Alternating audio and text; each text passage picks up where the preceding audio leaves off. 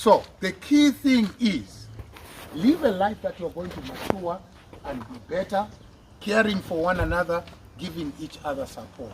That works well. Let's pray.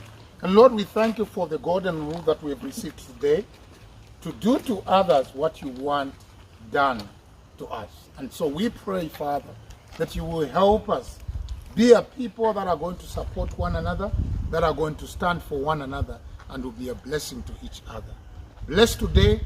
Give us safety on the road as we cycle, that all is well. To the glory of your name we are praying. Amen. Amen. Praise the Lord. Okay, can I have...